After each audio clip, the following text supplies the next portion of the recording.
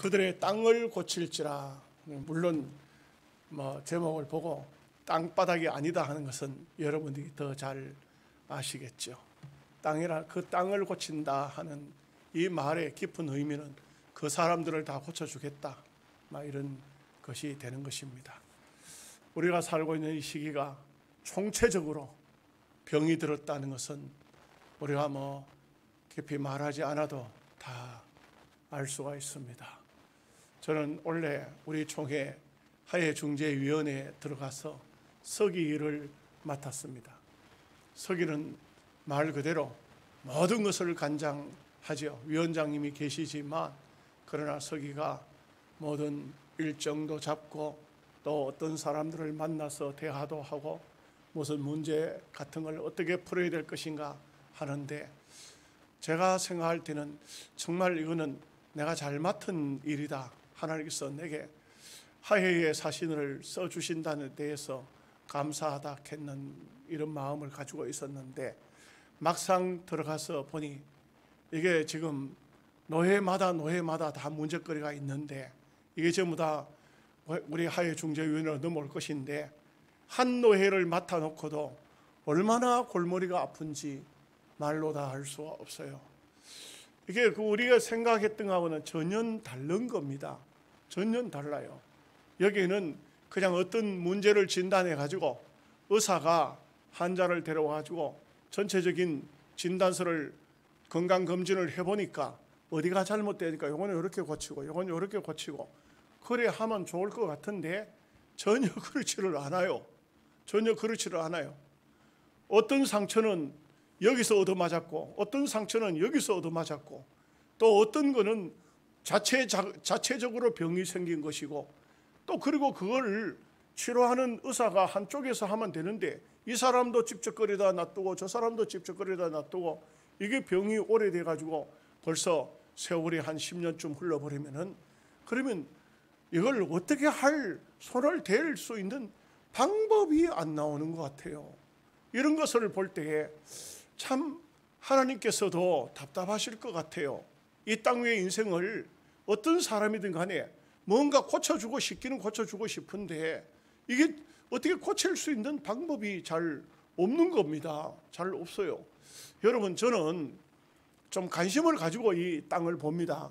영양에 지금부터 제가 30년 전에 왔을 때만 해도 수비까지 차 타고 들어가려고 하면 굉장히 시간이 많이 걸렸고요.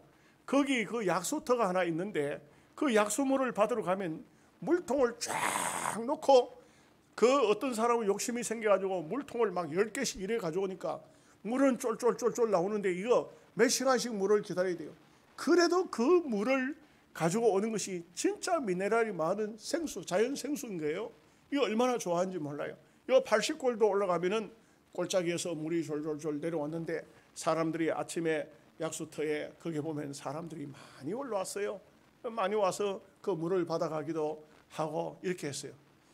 여러분, 한마디로 말씀드릴게요. 지금 아무 곳에도 약수터에 약수물 받으러 안 다닙니다.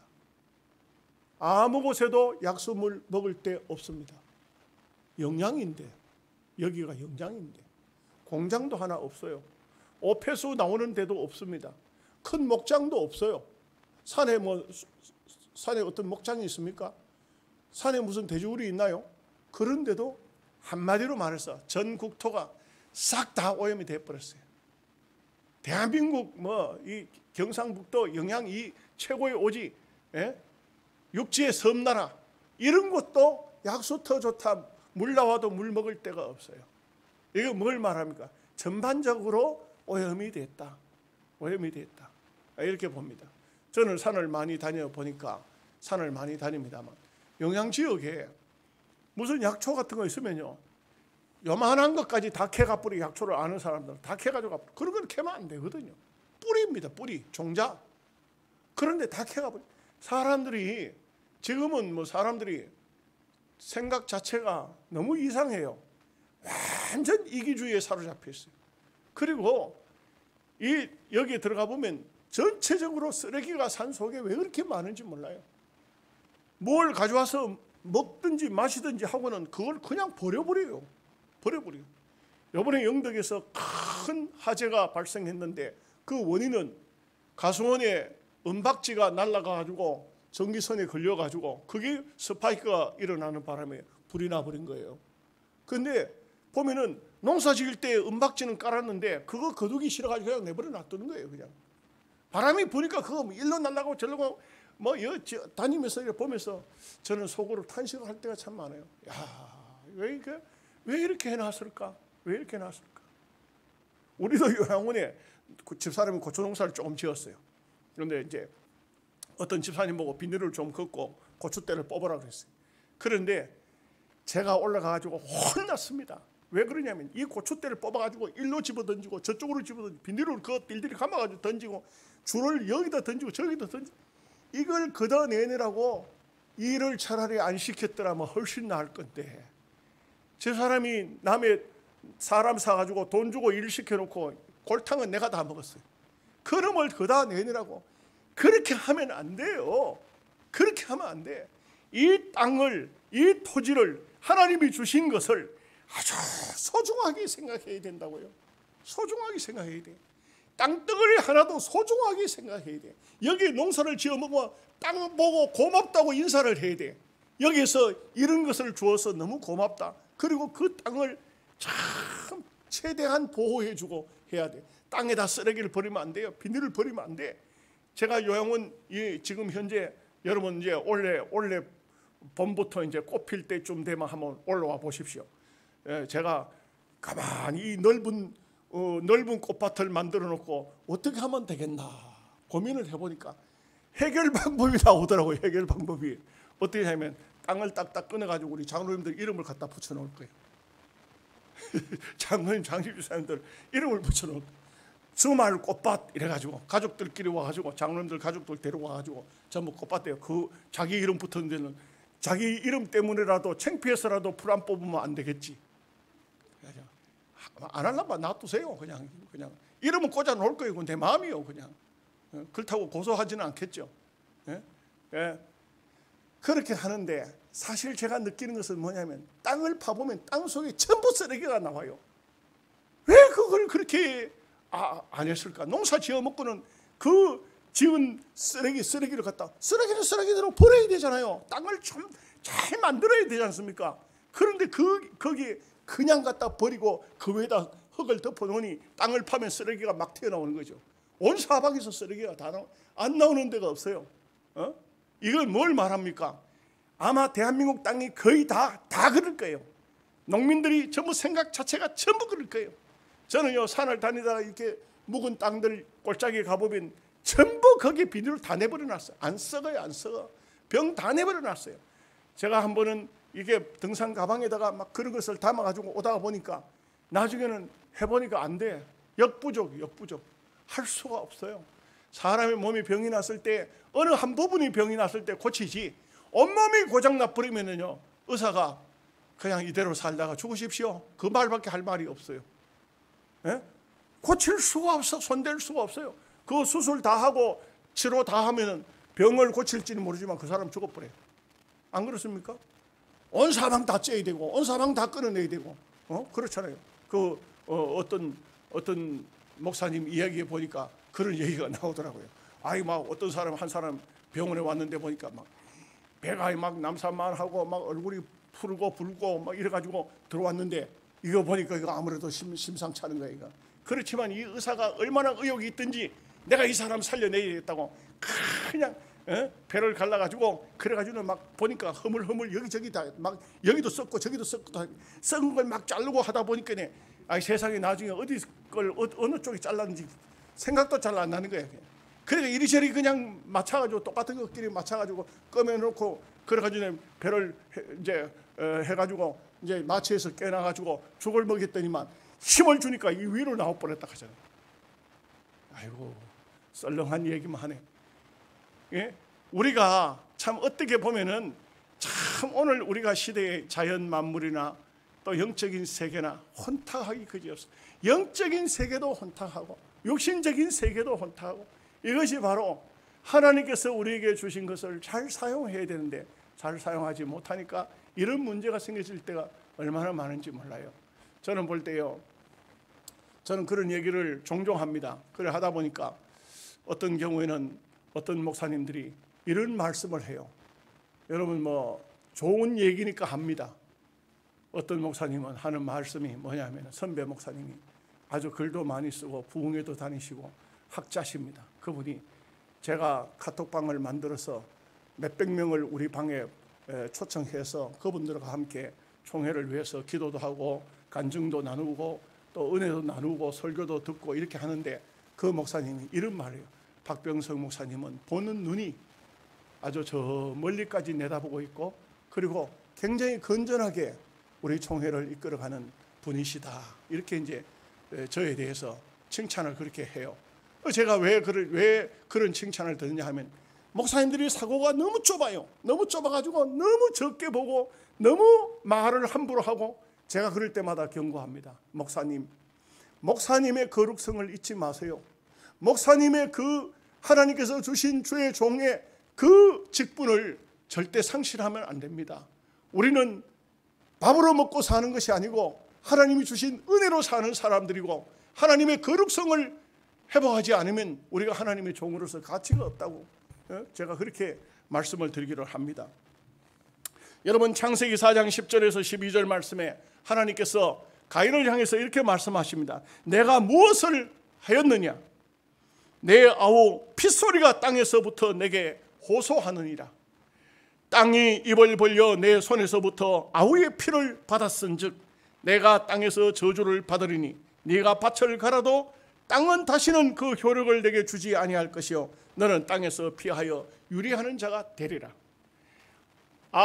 아담의 두 아들이 있었는데 대표적입니다. 가인, 아벨입니다. 가인이 아벨을 쳐서 죽였습니다. 그랬더니 그 피가 땅 속에 들어가면서 땅이 하나님 앞에 호소했다, 이렇게 말합니다. 하나님 앞에 고함을 지는 겁니다.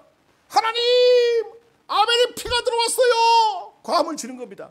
그럴 때 하나님께서 그 땅이 기능을 잃어버려서, 효력을 잃어버려서 땅에서 잡초가 나고 악한 것들이 나고, 그리고 땅에서 얻을 소득이 없는 겁니다.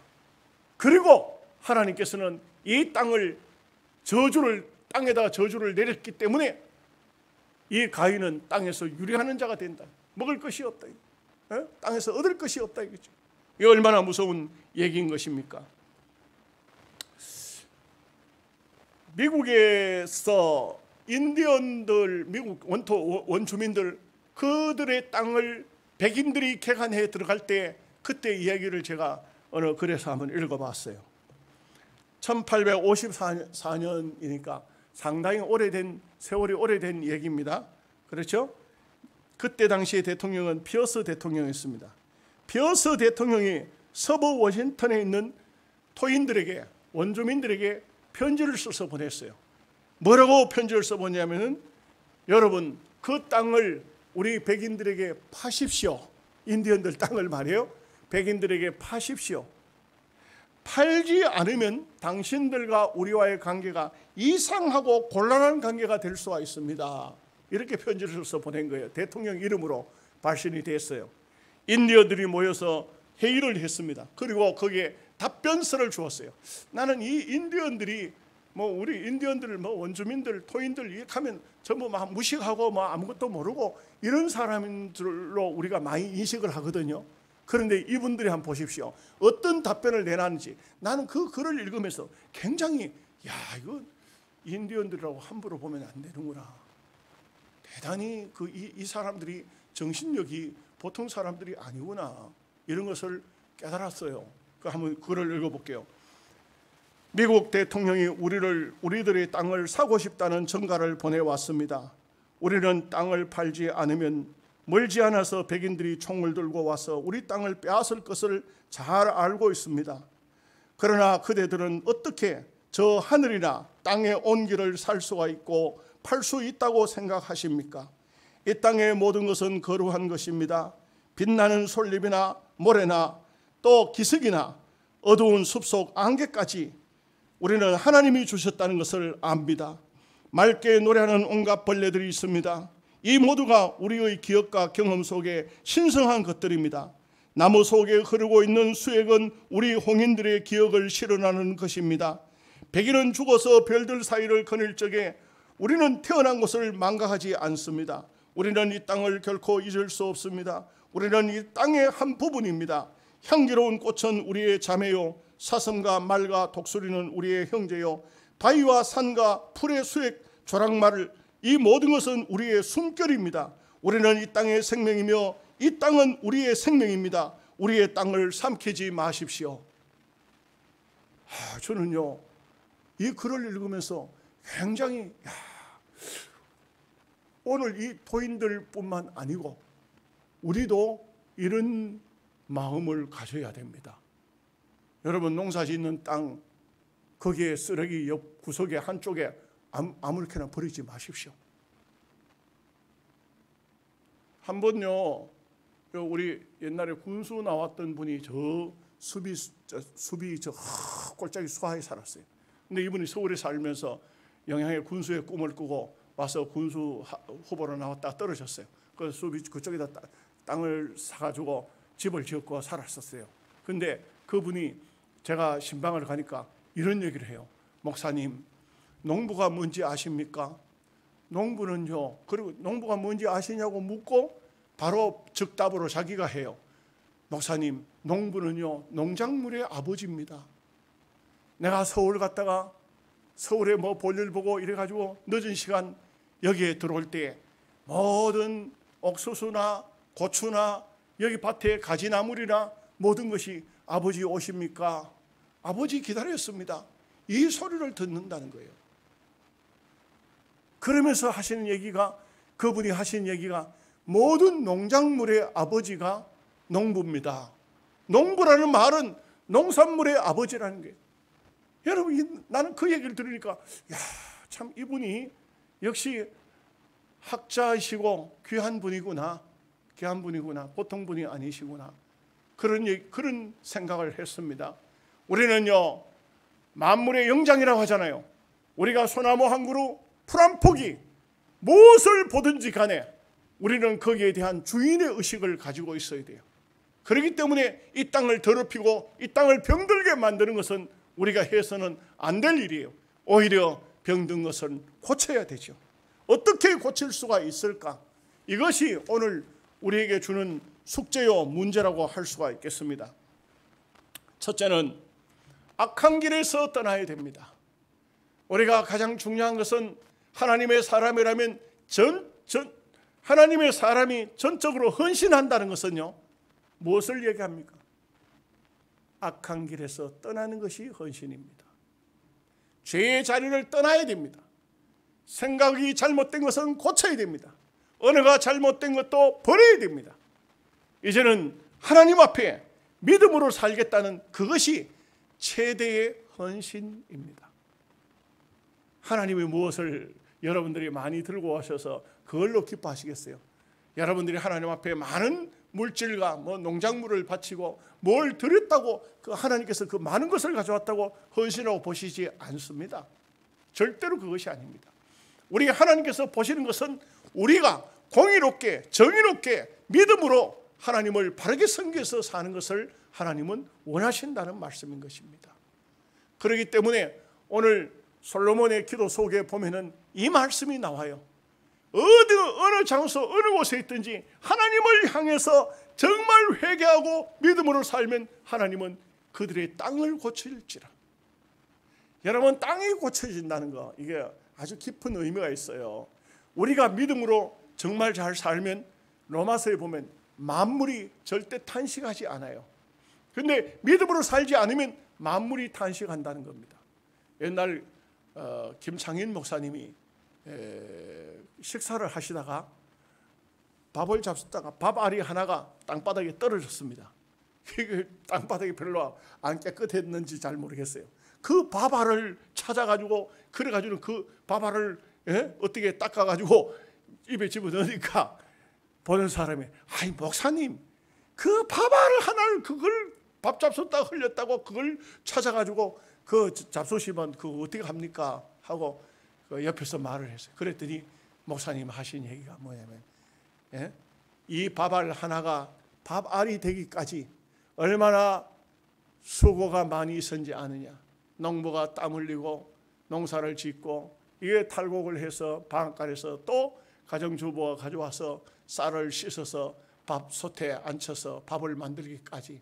그런데 이 밥은 사명이 뭐냐? 내 입으로 들어가서 소화가 돼서 내게 영양분을 섭취하게 하고 뒤로 나가야 되는데 여기 요 왔다가 요서 똑 떨어졌으니까 사명을 감당치 못했다는 거예요. 그렇기 때문에 이 밥 아래의 사명을 위해서 자기가 그렇게 했다는 거예요. 여러분, 이게 참 얼마나 중요한 얘기인지 몰라요. 참 문제는 그렇더라고요. 저도 보니까 요즘에는 너무 풍족한 것이 많아. 너무 많아요. 먹을 것도 많고 뭐 얼마나 많은지 몰라. 네? 옛날에는 정말 가난하게 살았고 뭐 배고프고 어려웠잖아요. 근데 요즘에는 뭐 얼마나 넉넉한 것이 많은지 몰라. 우리 김정혜 권사님부터 찰밥을 해주면 막 맨날 며칠 먹어야 다 먹어. 막 한 통씩 해주니까. 찰떡도 한 통씩 해주니까. 근데 보십시오. 이게 우리가 요즘에는 먹을 게 많다 보니까 다 먹는다는 게 굉장히 힘들어요. 아까워서 버리지 않고 다 먹다가 보면 마지막에는 이게 시간이 많이 지나면 냉장고 안에 들어있던 것도 상해요. 어떤 때는 먹고 배탈이 나가지고 문제가 생기는 경우가 많아요. 그런데 우리가 알아야 되는 것이 있습니다. 뭐냐 하면 사람이 바로 되면은 모든 것이 바로 돼요. 근데 사람이 타락되고 사람이 잘못되고 사람이 엉뚱한 생각을 하고 엉뚱한 삶을 살면 만물이 다 피곤해지는 겁니다. 바르게 쓰여질 장소에 쓰여지지 않고 하나님 앞에 감사하고 우리가 식물을 먹어야 되는데 이걸 우상의 제단에 차리면 그 재물이 우상의 제단에 올라간 그 재물이 얼마나 탄식하겠어요. 야, 이 사람들아, 나는 여기 올라갈 사람이 아니야. 이 얼마나 이 만물이 탄식을 하는 것입니까? 모든 동물과 식물과 사람 할 것 없이 모든 만물이 하나님이 주신 그 원리대로 해야 되는데 사람이 잘못되면 그러면 원리대로 살지를 못. 그러니까 가장 중요한 것이 뭐냐 하면 정말 하나님 앞에 충성된 헌신의 삶을 산다는 것은 회개의 삶을 사는 거예요. 사람이 바로 되면 제자리로 돌아오면 모든 것이 제자리로 돌아와요. 이사야서 55장 6절에서 7절 말씀에 너희는 여호와를 만날 만한 때에 찾으라. 가까이 계실 때에 그를 부르라. 악인은 그 길을, 불의한 자는 그 생각을 버리고 여호와께로 돌아오라. 그리하면 그가 긍휼히 여기시리라. 우리 하나님께로 돌아오라. 그가 널리 용서하시리라. 가장 중요한 헌신이라는 게 뭐냐? 하나님께 돌아오는 거예요. 항상 하나님께 돌아오는 겁니다. 돌아올 수 있는 때에 돌아오라. 여러분, 때가 있어요. 때가 지나버리면 안 돼요. 우리는 언제든지 마찬가지입니다. 때가 있습니다. 정말 우리가 그 때를 잊어버리면 안 돼요. 지금은 한국 교회가 전반적으로 회개하고 돌아와야 할 때예요. 근데 여러분 보십시오. 우리 총회장을 딱 취임하면서 뭐라고 말씀하셨냐면 아마 기도를 하시고 많이 생각을 한 것 같아요. 행복한 동행 그리고 기도회를 전국적으로 열어야 되겠다. 그래가지고 하나님과 동행하는 행복한 동행 교제 기도회를 전국 노회에 다 날짜를 정해가지고 기도하도록 하자겠어. 근데 또 지금 현재 우리 총회 안에 골치 아픈 일들이 끊어지지를 않아요. 왜 그럴까요? 이렇게 기도하고 하는데도 저는 볼 때 어차피 좀 이게 하나님께 다가가기가 쉽게 이루어지지를 않는 것 같아요. 여러분, 기도하던 생활이 잠시 끊어졌습니다. 매일매일 기도한 사람이 하루 새벽 기도 안 나가고 기도 안 했습니다. 그러면 그 다음 날 가서 기도하는데도 기도를 해보면 조금 껄끄러워요. 뭔가 모르게 막힘이 있어. 그런데 아예 안 해버렸어. 한 1년 안 해버렸어. 한 2년 안 해버렸어. 그러면요, 기도하려고 하면 기도가 서먹서먹해요. 기도가 안 되는 거예요. 할 수가 없어요. 어찌 보면 이 한국 교회가 지금 보통 심각한 단계에 오는 게 아닌 것 같아요. 그런데다가 이 코로나잖아요. 통성으로 기도할 수도 없어요. 그러다가 만약에 무슨 문제가 생기면 그때 그 통성 기도해가지고 그렇다고 이렇게 돼진다고요. 이러니 참 우리가 사는 이 시기가 얼마나 어려운 시기인가. 14세기 유럽에서 시작한 흑사병 패스트라고 말합니다. 이 전염병은 온 유럽을 순식간에 집어삼켰습니다. 당시 유럽 인구의 3분의 1이 죽어버렸어요. 이게 어마어마합니다. 이 패스트가. 2019년도 12월 달 중국 우한에서 공식적으로 시작된 코로나죠. 코로나19라고. 그래서 처음에는 우한 코로나 이렇게 했는데 중국 사람이 반발한다고 우리나라부터 당장 뜯어고쳤어요. 그래서 중국 우한이라는 말조차도 없습니다. 지금은 코로나19. WHO에서 팬데믹으로 전 세계적으로 유행이 됐다. 팬데믹으로. 지금은 위드 코로나 카드니만 이제는 생활 속 코로나가 아니고 오미크론으로 발전됐어요. 이렇게 돼가지고 지금 현재 한 달에 1억 명씩 오미크론 환자가 나오고 있어요. 1억 명씩. 그런데 무증상이 있어요. 무증상. 아무 증상이 없는 사람도 있어요. 이게 더 무서운 거예요. 내가 볼 때는 더 무서워요. 이거는요, 본인은 증상이 없으니까 잘 모르는데 다른 사람에게 옮겨버리면, 옮긴 사람은 이 오미크론에 걸리면은 독하게 걸린 사람은 죽어본다고. 오늘도 뭐 50대 죽었대요. 집에서 가정에서 있다가 뉴스 보십시오. 50대가 죽었어요. 뭐 기저질환이 있는지 잘 모르겠는데 죽어버렸어요. 지금 막 죽어나갑니다. 어디까지 갈란지 알 수가 없습니다.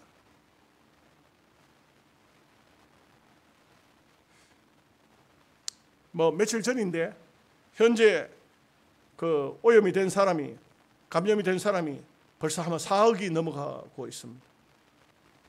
이거 지금 이제는 뭐 생활로 들어온다고 하는데, 감기처럼 생각한다고 하는데 대책이 없으니까 지금 그렇게 하는 것이죠. 대책이 없으니까. 방법이 없잖아요. 그죠? 방법 없어요. 어떻게 해야 되겠습니까? 뭐 저는 이번에도 금요일 날 서울 올라가면서 그래서 그 목사님 보고, 나 호텔에 가서 잠자고 설교하고 호텔에 와 자고 내려올 테니까 밥도 식당에 안 갈랍니다. 나는. 그러니까 되게 겁을 내네요. 나는 목사기 때문에 겁을 내는 겁니다. 내 개인적으로 같으면 뭐 내가 혼자 자유롭게 좀 한다 할지라도, 내가 만약에 코로나 걸렸다, 지방교회, 이 시골 교회에 어떻게 되겠느냐? 나는 안 됩니다. 그렇게 했더니 그 교회에서 식당에 요즘 밥 안 해먹는다는데 식당에서 밥을 해가지고 대접을 해요. 그래서 그것에 그 교회 식당에서 밥을 먹고 했습니다만, 지금은 우리가, 제가 앞서도 전에도 말씀드렸지만 최고의 하나님 앞에 충성이 뭐냐? 코로나 안 걸려야 돼요. 내가 끝까지 예배하는데 이 예배하는 중에 어떤 경우라도 코로나 환자가 돼가지고 남한테 전달 안 시키고 또 내가 코로나 안 걸리는 게, 그게 충성이에요. 여러분들 최고로 조심해야 된다고. 조심해야 된다. 예? 앞으로 이제 엄청난 또 그 환자들이 생겨질 수도 있어요. 그렇기 때문에 오늘 우리는 이런 징계가, 이런 질병이 왜 생겼느냐? 하나님의 징계라는 것을 알아야 됩니다. 분명한 사실은 성경에 보면은 수많은 질병이 나올 때, 질병이 나왔다 하면 그 뒤에 공식어가 붙는 것이 뭐냐? 하나님께서 이와 같이 징계하시니라. 하나님께서 이와 같이 그들을 책망하신지라, 징계하신지라, 그들에게 아픔을 주신지라. 다 성경을 통해서 보면 하나님의 징계입니다. 세상 사람 무슨 소리를 해도 하나님의 징계입니다. 그러면 어떻게 벗어났느냐? 회개함으로 벗어났습니다. 회개함으로 벗어났습니다. 두 번째, 우리가 하나님 앞에 바르게 살기 위해서는 나를 낮추고 하나님의 얼굴을 찾아야 된다. 우리가 겸손히 나를 낮추고 하나님을 찾는 것, 이것이 대단히 중요합니다. 여러분, 미국에서 제일 큰 교회는 조엘 오스틴 목사님이 심무하시는 레이코 우드라는 교회입니다. 지금 이 교회는 미국에서 가장 큰 교회로 4만 명 정도 교인이 모이고 있습니다. 이 교회인데 목사님 사모님이 몸이 안 좋아서 병원을 갔더니 암인데 간암인데 그것도 말기입니다. 간암 말기인데 의사가 하는 말이 목사님 사모님 이제는 이 간암 말기에서는 산 사람이 없습니다. 없기 때문에 목사님 석 달 안에 사모님이 세상을 떠날 것이니까 석 달 동안 잘 천국 가실 수 있도록 준비하십시오. 이게 끝이에요. 의사가 아무것도 해줄 수 없어요. 아무것도 못해. 석 달 전에 끝이 난다는 거예요. 그런데 이 목사님 사모님 어떻게 했느냐, 천국 갈 준비를 한 것이 아니고 이제는 모든 것을 중단하고 그리고 온전히 하나님 앞에 매달려 보기로 작정을 합니다. 그리고는요, 성경 구절 가운데, 신구약 성경 가운데 하나님께서 치료하셨다는 말씀을 전부 다 뽑았어요. 전부 다 신구약 성경에서 다 뽑았는데 그 중에서 특별히 짚힌 40개 구절을 뽑아냈어요. 40개 구절을 뽑아내가지고는 그 대표적인 성경을 그가 채찍에 맞음으로 너희가 나음을 입었도다. 이사야서 53장 말씀을 대표 구절로 해놓고 이 40개 구절을 계속적으로 하루 종일 이 말씀을 외우고, 그리고 그 사모님은 자기 얼굴을 보니까 완전히 검고 흉한 얼굴이 되어 있으니까 결혼식 때 찍었던 사진, 그 사진을 갖다 놓고 그리고는 거울도 다 채워버리고 그리고 그 사진을 보고 성경 구절을 암송하면서 이렇게 이 얼굴로 내 얼굴이 돌아올지어다 주님의 이름으로 외치고 성경 구절을 읽었다고 합니다. 매일같이 암을 향해서 암은 물러갈지어다 외쳤다고 합니다. 암은 물러갈지어다, 건강이 회복될지어다. 그리고 성경을 읽고 기도하고 그렇게 했는데 석 달 만에 죽는다고 했는데 사모님이 석 달째 된 때부터 회복되기 시작하더랍니다. 몸이 건강하게 회복되기 시작해서 이 사모님이 건강을 완전히 찾아가지고 지금도 건강하게 살고 계신다. 그 목사님이 그래서 쓴 책이 긍정의 힘. 이 책이 세계적으로 유명한 책이 됐어요. 긍정의 힘. 이 책이. 그 책 속에 그 얘기가 나온다 이 말이에요. 출애굽기 15장 26절에 이르시되 너희가 너희 하나님 여호와의 말을 순종하고 내가 보기에 의를 행하며 내 계명의 길을 기울이면 내 모든 규례를 애굽 사람에게 내린 질병을 하나도 너희에게 내리지 아니하리니 나는 너희를 치료하는 여호와니라. 한 가지 더 말씀드리죠. 하나님이 땅을 고쳐주신다. 하나님이 땅을 고쳐주신다. 땅을 어떻게 고치십니까? 사람이 고쳐지면 땅이 고쳐집니다. 여러분, 평양 대부흥운동은요, 딱 한 사람, 낮에 말씀드렸던 길선조 목사, 그때 장로였습니다. 1000명의 교인이 모여서 부흥회를 하는데 아무런 역사가 안 나타납니다. 이럴 때에 길선조 장로님이 그 교회 대표 장로님이었습니다. 이 장로님이 장대현 교회 장로님이셨는데 훗날 목사가 되셔서 유명한 한국교회 목사님이시지만 강고 시간에 나와가지고 뭐라고 말했냐면, 내가 아무래도 이번 강사 목사님을 모시고 부흥회를 하는데 왜 이렇게 우리 교회가 은혜가 안 되는고 했더니 내가 회개를 하지 않아서, 내가 깊이 하나님 앞에 눈물로 회개하지 않아서 교회가 이번에 부흥회를 해도 은혜가 없는 것 같습니다. 그러면서 자기가 회개를 했어요. 자기 친구가 죽으면서 재산을 좀 관리해 달라고 하는데 그때 당시 돈으로 100원을 자기가 착복을 해버렸다는 겁니다. 그 돈은 부흥회가 끝나면 내가 바로 돌려주겠지만 내가 하나님 앞에 이런 죄인이 장로가 됐으니 우리 교회에 하나님께서 은혜를 주시지 않는다고 하면서 눈물을 흘리면서 하나님 앞에 회개했습니다. 그런데 그 장로님의 그 참 힘든 고백이지만 고백이 끝나니까 온 거기에 모였던 1000여 명의 사람들이 눈물로 기도하기 시작했습니다.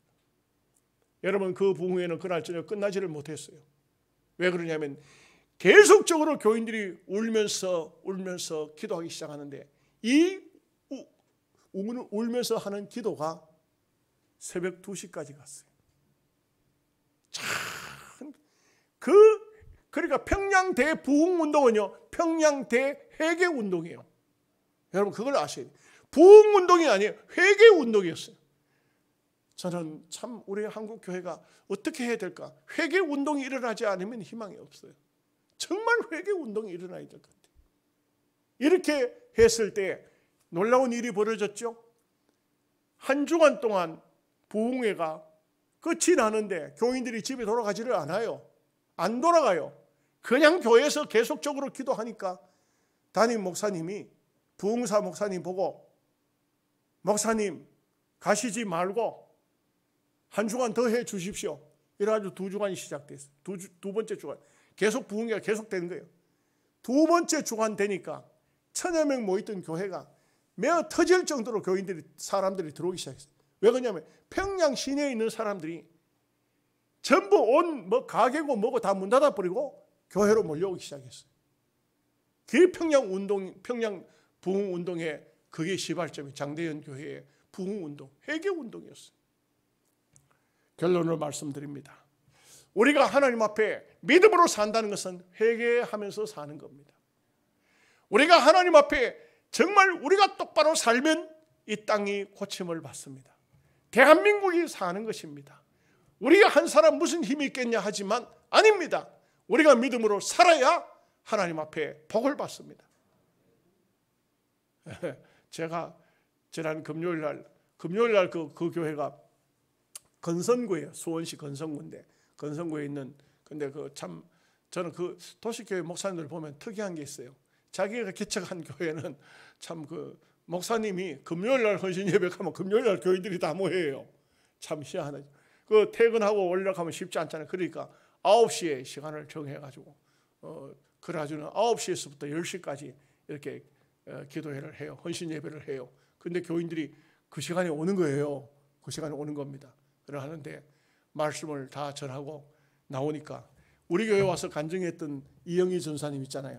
그 전사님이 저를 보면서 따라 나와가지고 목사님 말씀이 너무너무 좋았습니다. 제가 밥을 사드리고 싶습니다. 저녁 먹었습니다.